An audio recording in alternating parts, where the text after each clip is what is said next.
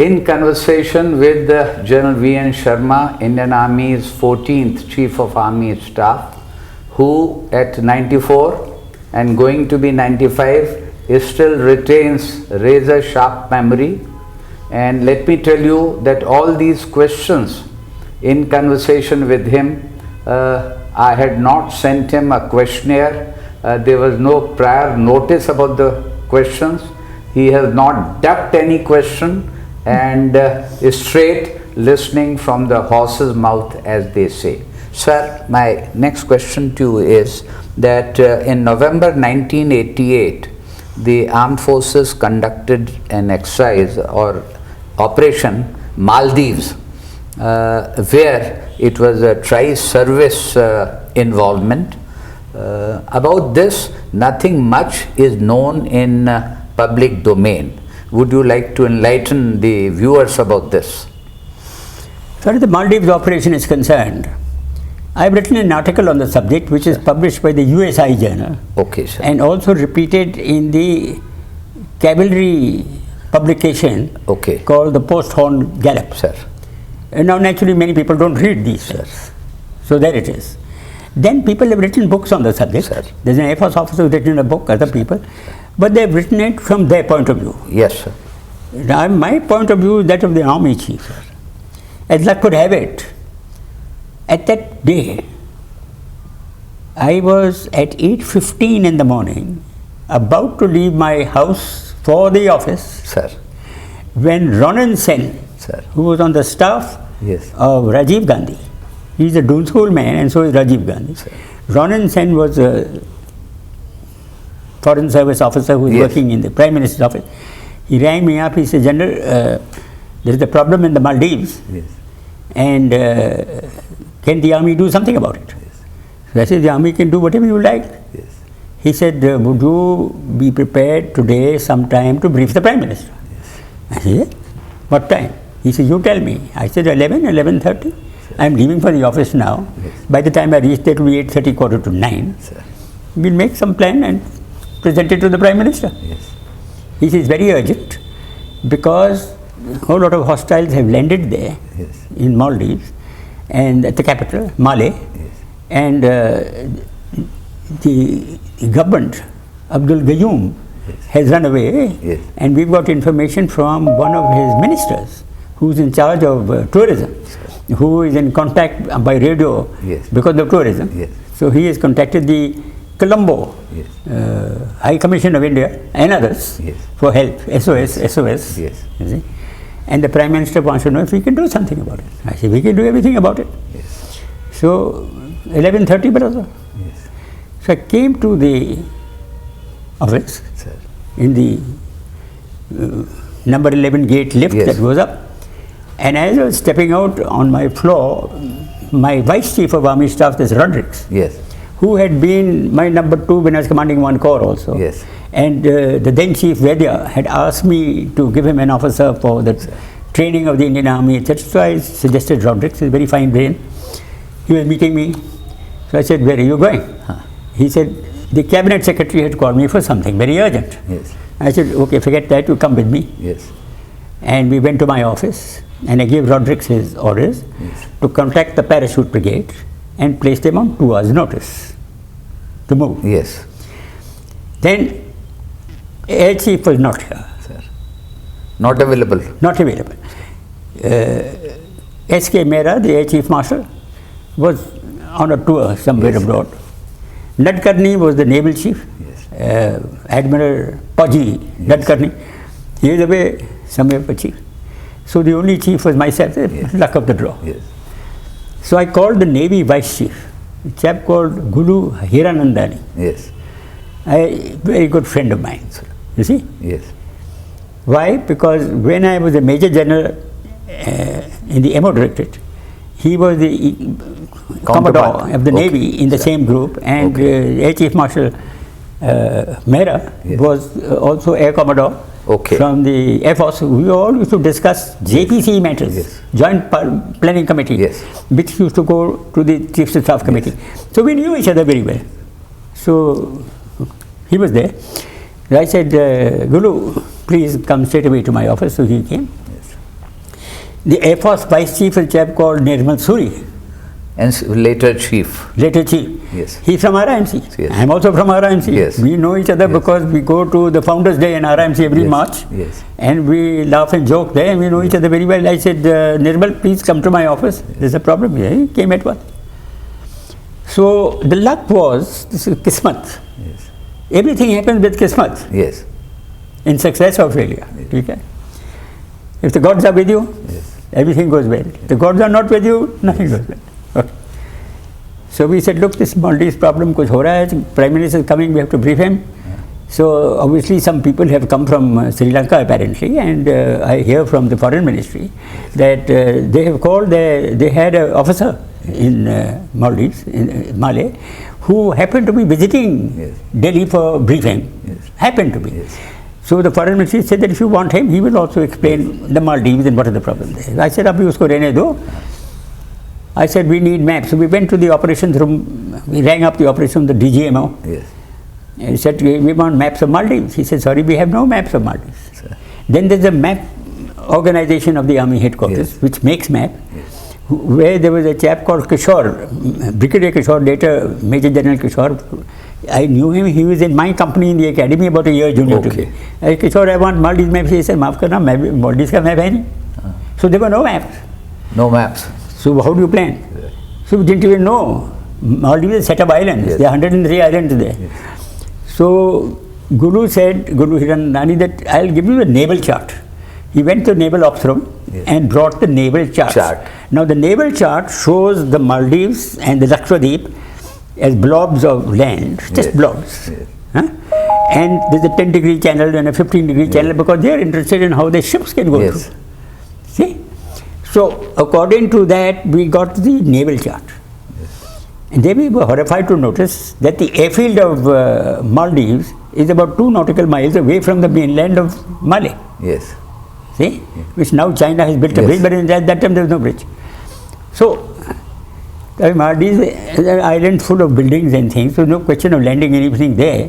So the only option was to land by air on the Maldives airport, which is 2 nautical miles away.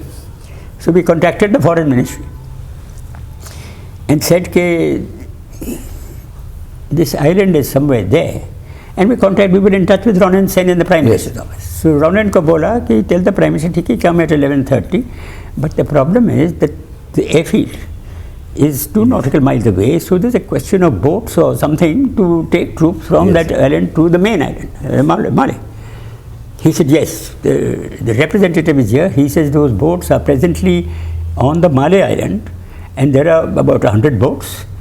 I had asked the Foreign Minister of Abdul Gayoom, who's talking to us on the phone, usko humne bola, keep that communication open all the time.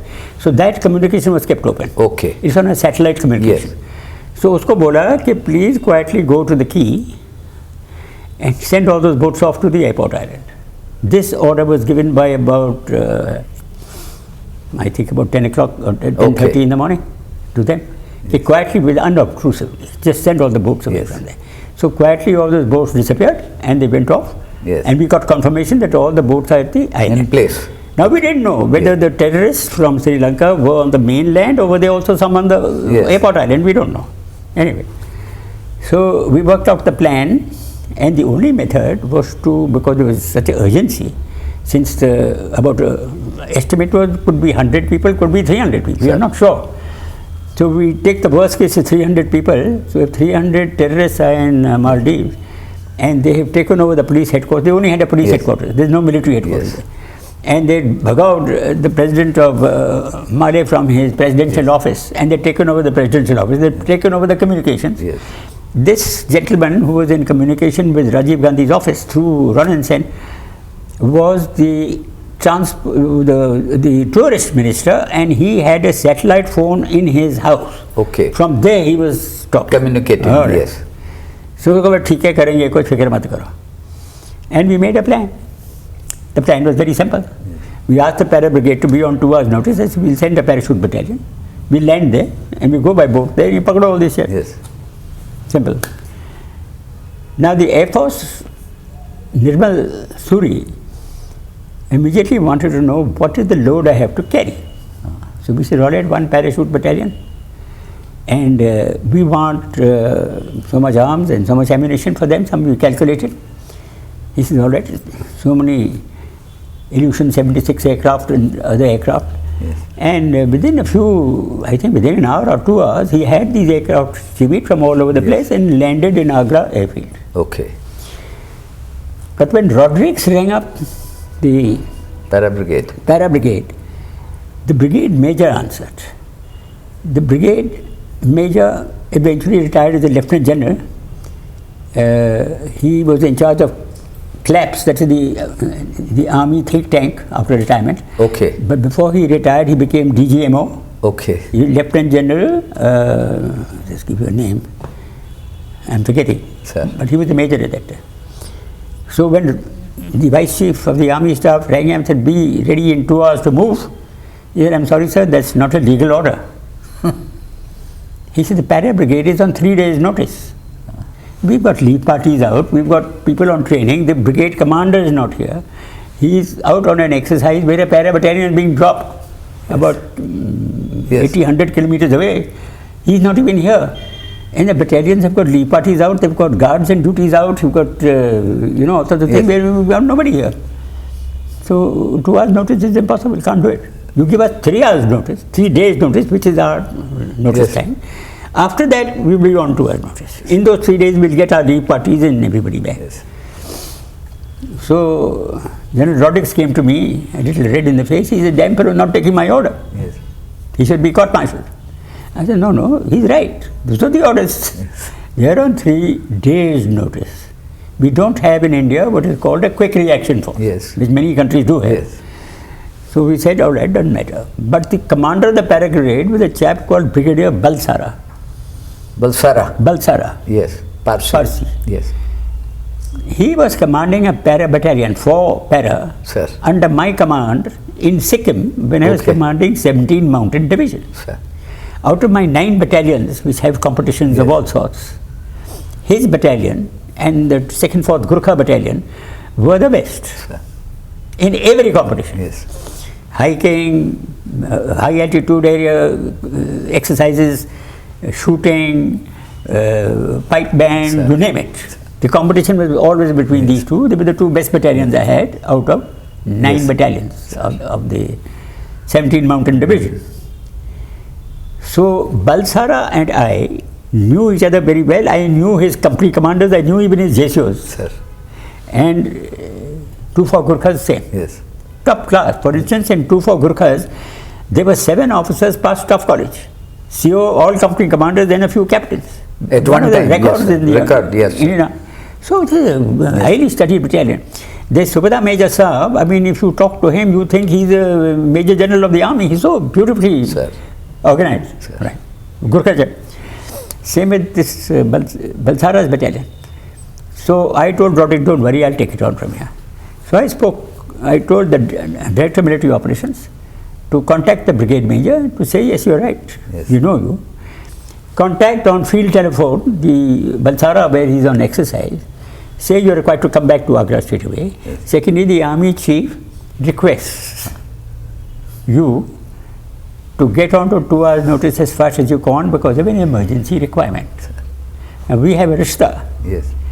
What I'm trying to show here is that orders is not the only important thing in the military. It is the personal element and your knowledge of... personal element, which means that when you become a senior officer, you have to know 2 to 3 down, personally. Sir. They know you and you know. Yes, sir. Because you served together, you helped each other, you have regard for each other. This is a classic example, sir. This should be used in... So, Balsara rang up, MO Director, but General Sharma wants me to abide, I will abide. Sir. So, all right, how you want to do it? He says, I don't have a battalion here. So, normally in the infantry, which you know, we never mix companies. But 6 para, whoever was selected, because the headquarters was there. The other COs were on leave. Yes. 6 para was told, you will organize a battalion worth of troops, drawing companies from other 2-3 battalions that existed in Agra. So, for the first time in the history of the Indian Army, we mixed. A battalion was prepared with companies from other units. So we made a composite Yes. battalion Composite, headquarters yes. with this. Then in the briefing and in the operations room, one or two interesting things happened. So I had the Director General Military Operations, Yes. a chap called VK Singh, not the one who became chief. This man is VK Singh from the Madras Regiment. He retired as a Lieutenant Okay. General, a top class officer. Okay. And he was the DGMO. Okay. And he was giving the briefing to the Sir. Prime Minister. I was sitting behind the Prime Minister. Cabinet Secretary Deshmukh was Okay. there. The RRM Singh Deo Yes. was sitting next to me because he and I are very good friends. And KP Singh Deo, yes. Singh Deo was the RRM, Yes. and he's a TA battalion brigadier. Yes. So every time I had to meet him, though I'm only a Yes. chief, he used to give me a hell of a salute. Sir. I said, Minister, you don't have to do that. He says, but you're the chief and I'm only a brigadier. He had done jumps with my elder brother, Sir. personal rapport. He knew my elder brother very well. That time he was not even a brigadier, sir. He was a full colonel or Whatever. yes, sir. But Yes, sir. he had jumps with my Yes, brother. sir. And he says, I know your brother so well. Sir. So we were friends. So Singh Joe and I were sitting together, and there were a number of big shots there. And VK Singh briefed the yes, and the Director General Military Operations is briefing. And Air Force plane, Army plane, everything. Nirmal Suri, the Vice Chief, was present, Yes. and Guru Hiranandani, the Navy Vice Chief, was present. बाकी उनके दोनों chief से Yes, बाहर थे. So the briefing principal Rajiv Gandhi was taking no interest in the briefing. He was shouting at Deshmukh, who was sitting next to him, with a red face. And so I asked some people, what's happening here? So somebody whispered to me that Rajiv Gandhi had decided to use the National Security Guard, okay. which had just been raised. Yes. Now this is politics. Yes. Something has to be done somewhere. National Security Guard has just been raised. Yes. They have to be blooded. So इनको भेजो. See? So Deshmukh, the cabinet secretary, was responsible to do that. Why Rajiv Gandhi lost his shirt is that the aircraft to take the contingent from the National Security Guard. National Security Guard is in two portions. There's the police portion, Yes, and an there's army army, portion. yes. The army's portion is about a brigade group, Yes. led by a major general, but under the orders of a police Yes. director general. Huh? Yes. And that police director general, in my view, had no idea of military operations, right? But it is basically for some aircraft hijack or something or the other.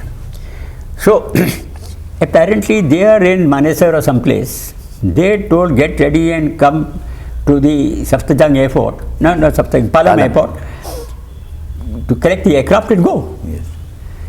The aircraft was told to be provided by the ARC, Okay. Aviation Research Yes. Group, which is the RNAW. Yes.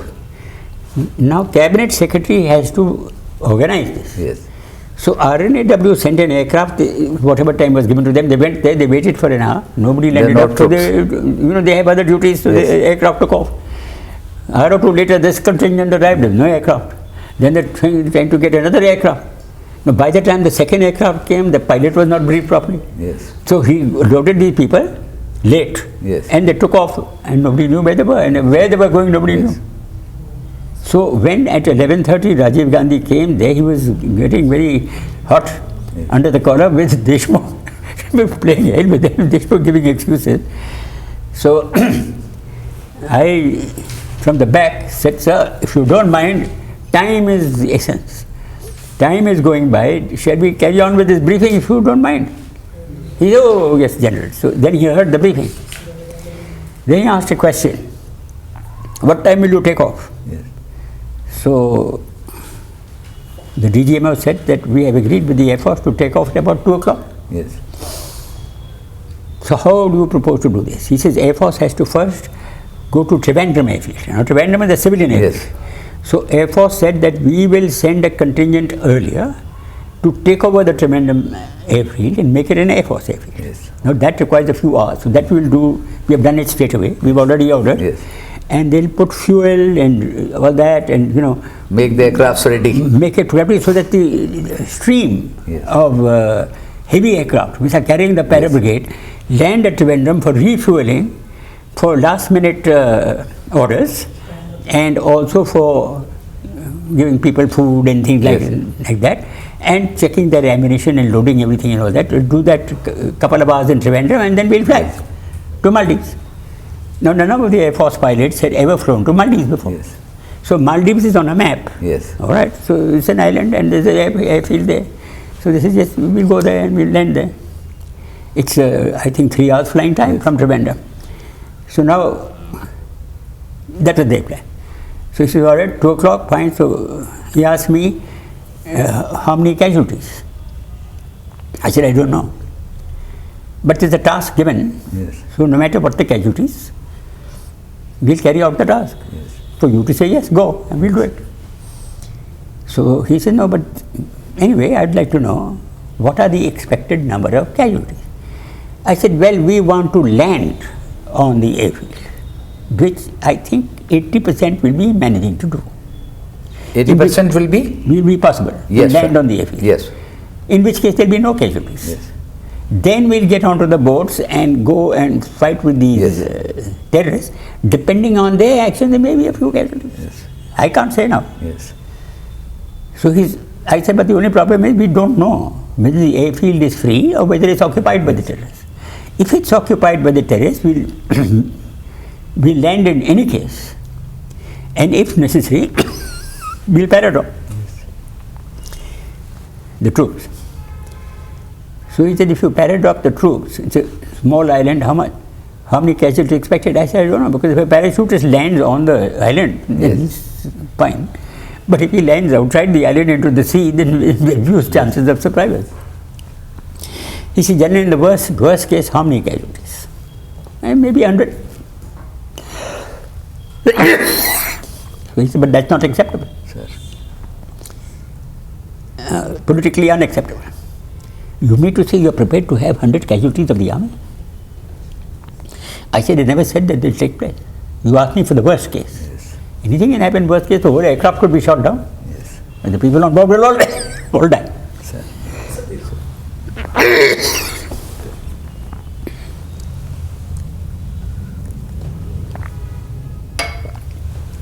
So he said, as a chief, are you prepared to send? I said, I've just given you a figure. As far as I am concerned, there are going to be no casualties. Yes. He said, are you prepared to take the responsibility for the casualty? I said, it's not my responsibility, it's your responsibility. You're the Prime Minister, you have to say go. Therefore, whatever happens once you say go, it's your responsibility. I'm not the boss, you're the boss. See? So you have to accept it politically. So he said, okay. And this conversation was with all others listening? Yes. Yes, sir. अब क्या कहें मैं बात पूछ रहे हैं तो you have to give an answer. And he said, any problem? I said, no problems, the Air Force is already there. Yes. But there may be a problem because the parachute battalion is mixing units. Yes. That may take a little time, and if we can't take off at 2, maybe an hour or so later. He said, okay, keep me in touch. So the decision was made to go. Now when the decision made to go, I knew I'd be awake the whole night. So I pushed off home, I had an early lunch and I went to sleep. And I told the military operations director that कोई बात हो जाती है तो फिर ring करना वरना मत करो. So meanwhile 2 o'clock came and 2 o'clock went. 2:30, 3 o'clock, no news. So then Defence Minister K.C. Pant got a little concerned. Prime Minister was told by the chief, he'll take off at 2 o'clock, you haven't taken off, what's the problem? So he sent Session, the Defence Secretary, to the Military Operations Director. They started shouting at all these chaps, what are you chaps doing, why aren't you taken off? So one of the captains in the ops room, the captains are map markers. Yes. They had 3 captains, and Yes. captains are wonderful people. Because they are not bothered about people. Generals are 10 to the dozen in army headquarters, nobody notices a general. But a captain, very important person, hardly 2 or 3 in army headquarters. Otherwise, there is nobody less than the rank of a full colonel.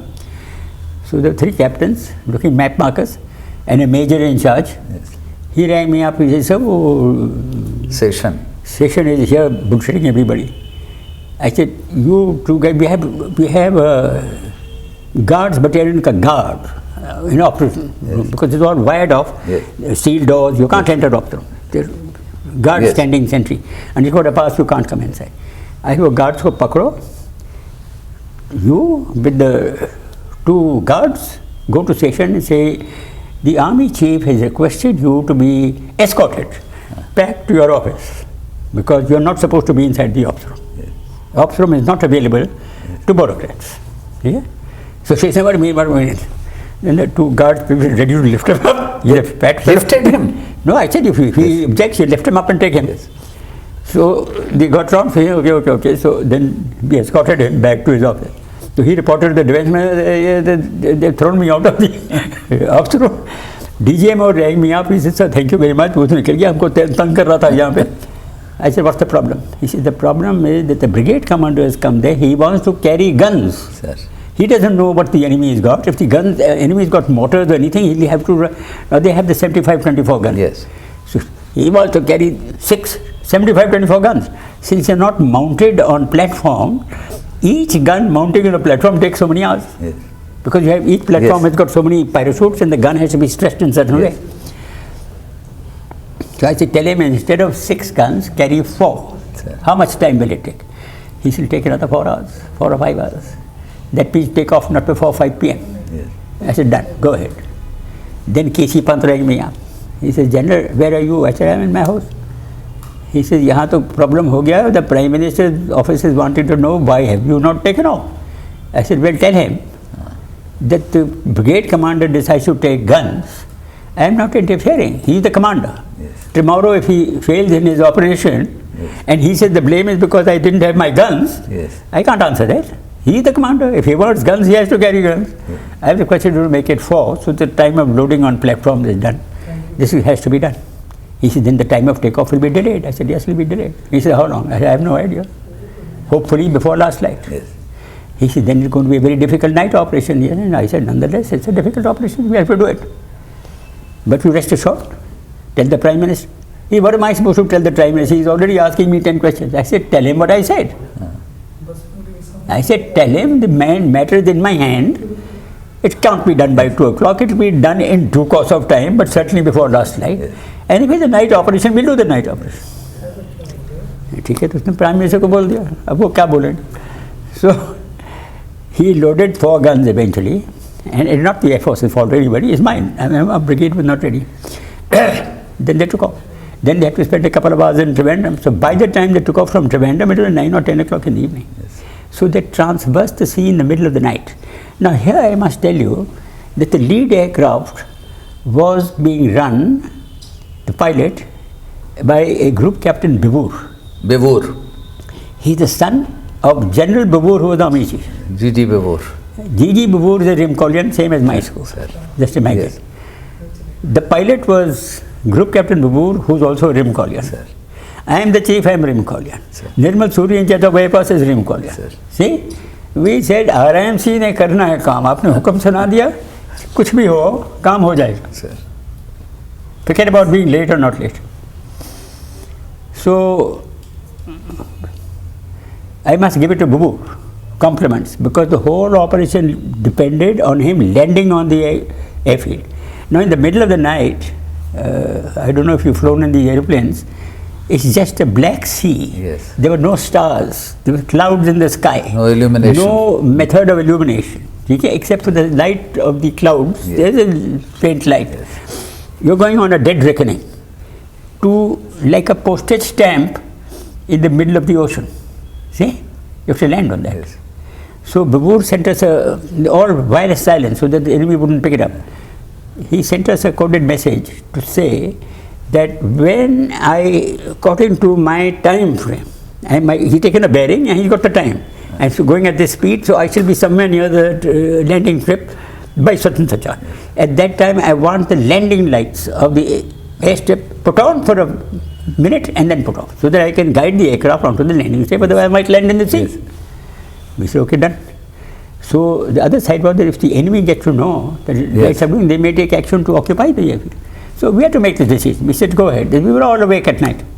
Sure enough, when according to his dead reckoning, he was summoning the thing, he put on the landing lights for a minute, he aligned the aircraft, then as he was coming into land, he put them on again. So we put it on, all the landing lights. Why? Because there was no terrorist on the island. And we didn't know that, but obviously since we were controlling the lights, and the people who were controlling the lights were Sri Lankans who were being ordered by the transport area, because he is responsible for all tourism. So all tourist aircraft land there. Yes. So they are one-to-one with the tourist minister.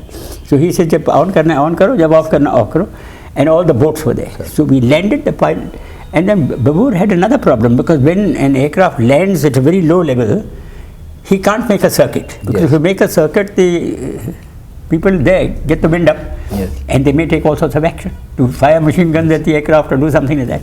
So he had to land straight.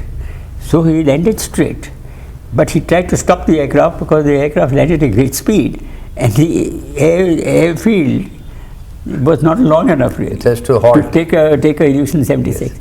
He says, I was praying to God, and luckily right at the end of the aircraft, and before backing into the mud wall where the seas come next, he managed to halt his aircraft. See? Yes. So they all got up and took over the aircraft.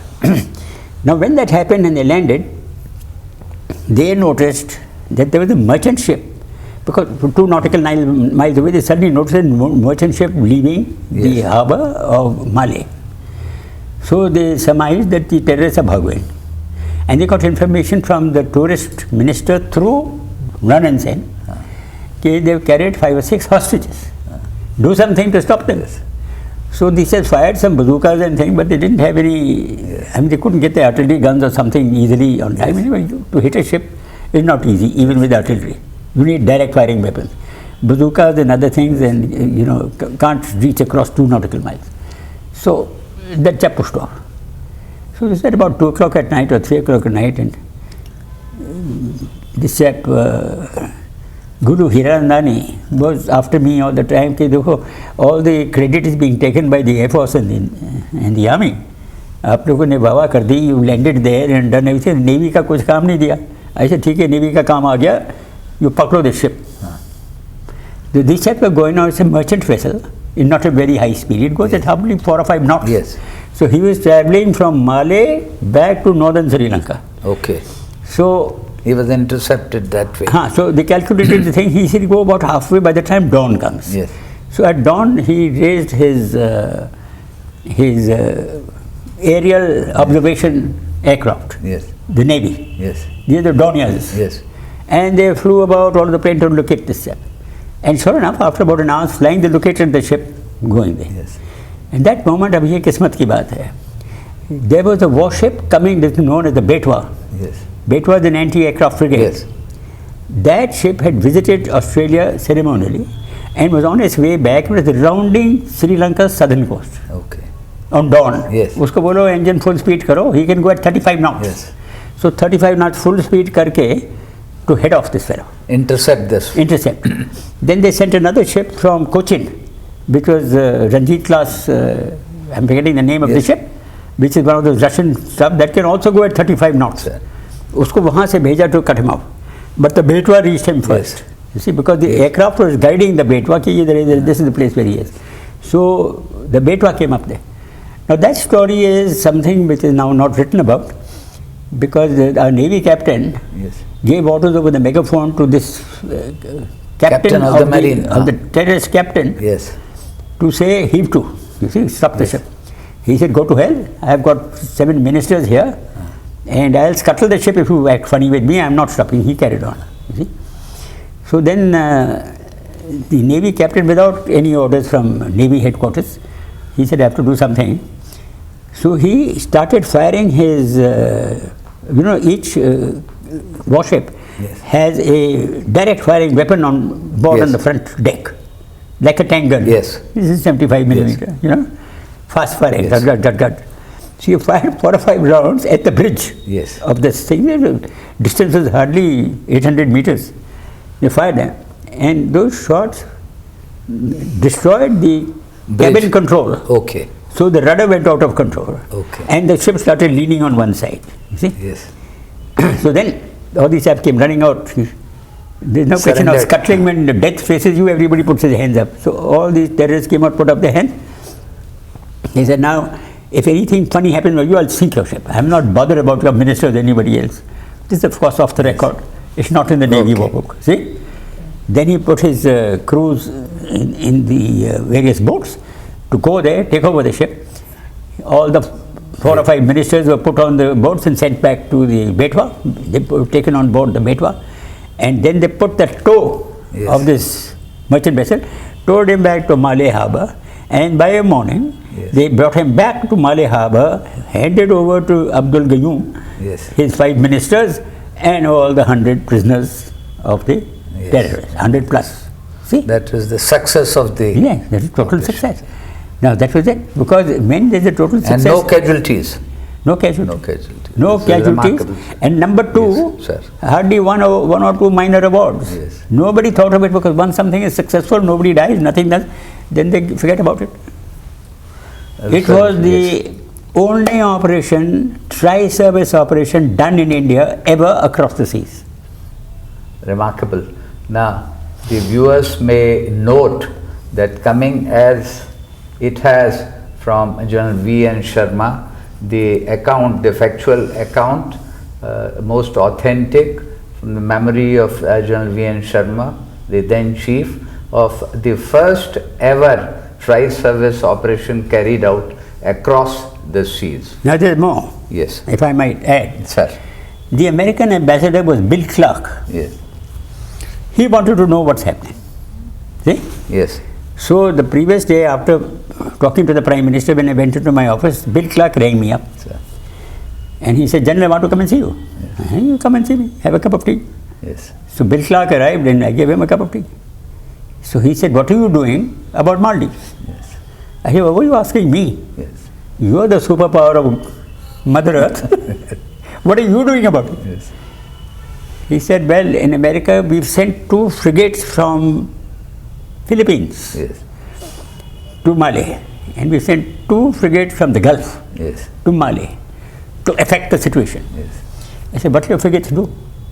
By the time you reach there, it will be in terrorists' hands.